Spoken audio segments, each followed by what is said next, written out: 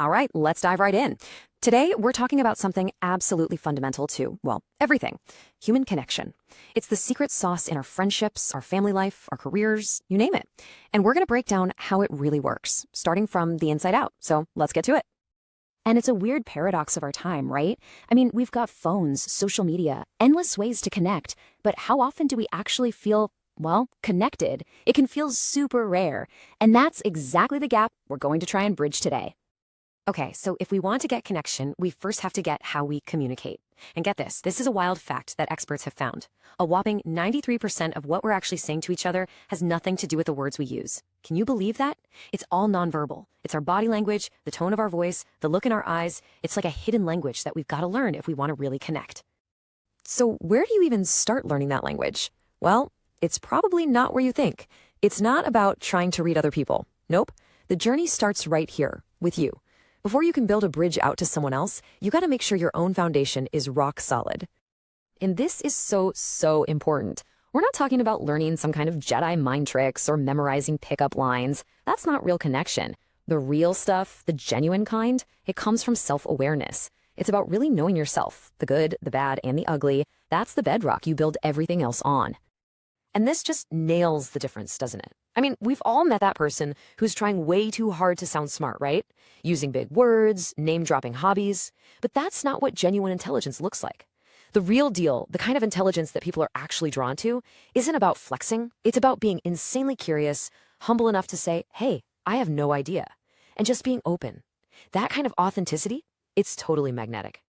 So what does that strong inner foundation actually look like day to day? Well, for one, it's adaptability. You know, how well you can roll with the punches when things go sideways. Then there's self-control, which is huge, not letting your emotions run the show. And maybe most important of all, it's empathy, genuinely tuning into how other people are feeling. These aren't just nice to haves, they're basically the core building blocks of emotional intelligence. Okay, so you've done the work, your inner foundation is solid. Now what? Well, now it's time to start building that bridge out to others. And remember that whole 93% thing we talked about? This is where it all comes back. With that solid self-awareness, you start to actually notice all those tiny, subtle signals people are sending out all the time. And just as important, you start sending out more authentic signals yourself. So what are we looking for exactly? Here are 4 really powerful clues to look for when you're trying to gauge a real connection.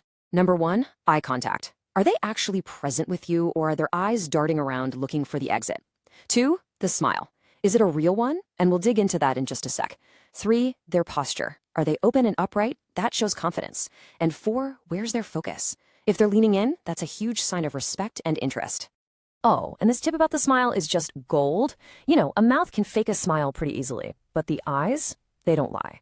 A genuine smile, sometimes called a Duchenne smile, actually uses the muscles around the eyes. You'll see those little crow's feet crinkles appear. If those crinkles aren't there, there's a good chance that smile is hiding something else. You see?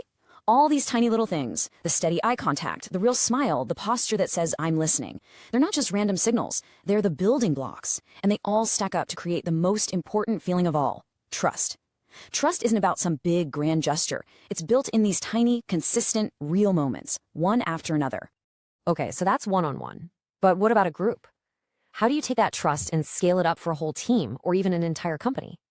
Well, that's where leadership enters the picture. And the leadership thinker Simon Sinek has this totally game-changing idea. He says a true leader isn't actually responsible for the numbers or the results. No, they're responsible for the people who are then responsible for the results. Your job as a leader is to build an environment, a culture where people feel safe and trusted. Sinek tells this incredible story about a barista named Noah to illustrate this. So Noah works at the Four Seasons, and he loves it. He says his managers actually ask him how he's doing, not just about the coffee. He feels totally supported, and, this is the key, he feels like he can just be himself. But here's the kicker. Noah also has a second job over at Caesar's Palace, and his experience there? Night and day. Over there, he says he just keeps his head down, tries not to get noticed. His whole goal is just to not get in trouble. I mean, look at that difference. It's just staggering. In one place, you have trust, support, and amazing performance. In the other, fear, self-preservation, and people doing the bare minimum. And here's the most important part. It's the exact same guy. So what's the takeaway here? It's so clear. Noah didn't change. The environment changed. And who creates the environment? Leadership does. A great leader creates a space that brings out the absolute best in people. A bad one creates a space where people are just trying to survive. So that's the real job of a leader. It's not about chasing numbers on a spreadsheet. It's about taking care of the people. It's about building what Sinek calls a circle of safety, a space where people feel like they belong, where they feel safe enough to raise their hand and say, I made a mistake, or I need help, without any fear. Which leads us to what might be the most powerful idea in this whole thing. And it's this: leadership isn't a rank. It's not a title you're given. It's a choice you make.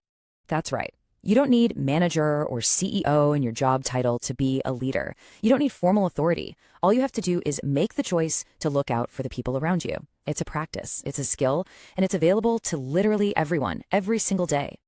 And I just love this definition. It's so simple, but it's so profound. A leader, it's just someone who makes the choice to look after the person to their left and the person to their right. That's it. That is the whole game right there. And now you can see how it all clicks together, right? It's a chain reaction. It all starts with you, with self-awareness. That self-awareness lets you build real empathy for others. That empathy is the tool you use to build trust, one tiny moment at a time. And when you build an entire environment on that trust, well, that's the heart of true leadership. So when you boil it all down, it comes down to this one thing. The one choice that connects everything we've covered, from personal intelligence all the way to profound leadership. It's the simple choice to genuinely care about other human beings. And that leaves us with just one last question. It's not about what you're going to achieve or what title you're chasing. It's much simpler and much more important than that. It's about who you will choose to serve. Who will you choose to look after today?